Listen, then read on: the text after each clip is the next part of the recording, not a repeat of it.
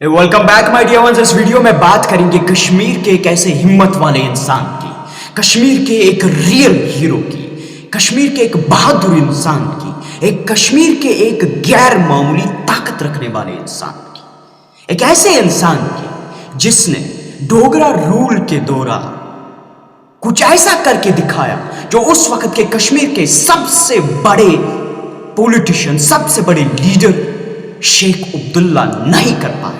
वो कर दिखाए एक नाई, एक बार्बर ने वो कर दिखाया जिसका नाम था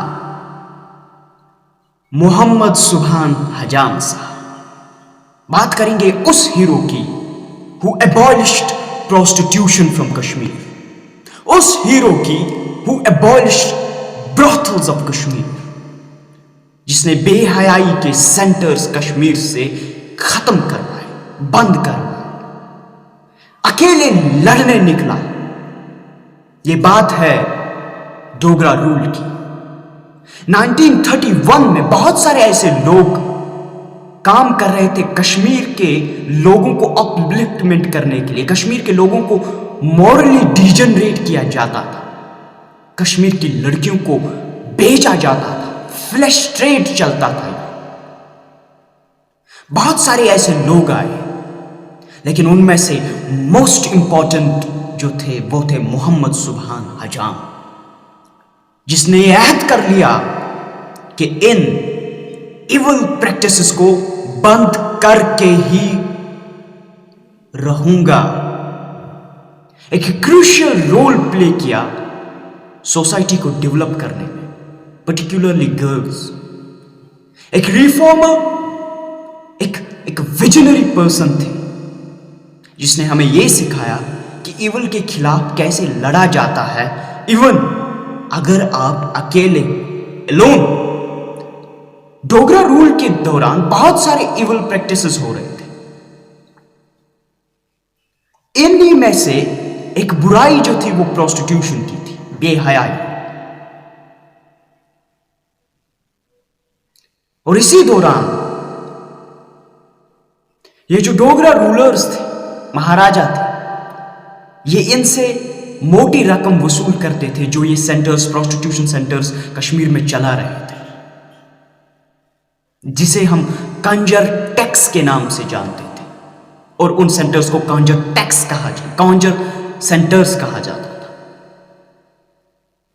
ये जो प्रोस्टिट्यूशन सेंटर्स थे, ये माइसोम, जहां से मोहम्मद सुभान हजाम जहां के थे, माइसोमा और पेरिफेरल एरियाज ऑफ श्रीनगर में ये प्रोस्टिट्यूशन सेंटर्स थे, जिसे हम रेड लाइट एरियाज कहा जाता है।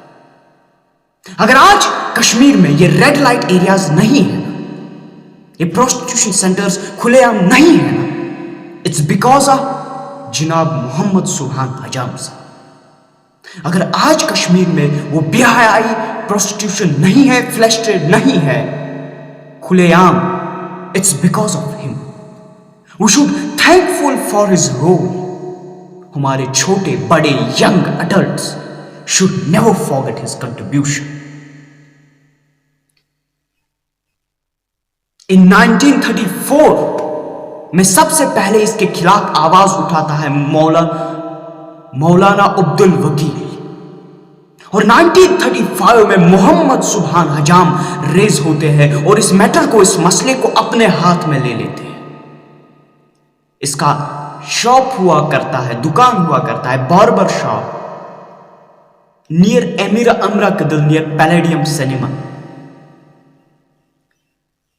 मोहम्मद सुभान हजाम एक बार शेख अब्दुल्ला के पास जाते हैं इसके रिगार्डिंग कि आप हमारी मदद करें इस इवल प्रैक्टिस को बंद करने में। लेकिन वहां से एक कोल्ड रेस्पॉन्स मिलता है। डिसअपॉइंट होके, परेशान और मायूस होकर वहां से आते हैं। लेकिन चूंकि इसका जो प्रोफेसर था वो एक बार्बर था, एक नाई था, इसलिए इसकी दुकान पे बहुत सारे बड़े बड़े लोग आया करते थे। और इन बड़े बड़े लोगों में टिंडोल बिस्कॉय एक इंसान थे जिसने मोहम्मद सुभान हजाम के इस विजन को साथ दिया। मोहम्मद सुभान حجام کا ساتھ دیا، اور اس کی جو بیوی تھی لیڈی بسکوائے، اس نے اس کا ساتھ دیا ان چیزوں کو ختم کرنے میں. اور ایٹ لاسٹ جب ہر کسی گاؤں میں یہ وائس ریز ہو گئی، اس کے بہت سارے سپورٹس بنے، اور اس طرح سے اس نے گورنمنٹ کو فورس کیا to close these prostitution centres. Muhammad Subhan Hajam جو تھے، اس کی ایک چھوٹی سی دکان تھی، لیکن اس دکان میں یہ بہت کم ٹائم بتاتے تھے. اپنی پوری جو لائف تھی اسی باغ دوڑ میں لگا دی، اور جیت کر دکھایا اور کر کے دکھایا. ان بروتھل سینٹرز کو بند کر کے دکھایا. ایک باربر ہونے کے باوجود وہ چیز کر دکھائی جو اس دوران یہاں کے بڑے لیڈر نہیں کر پائے.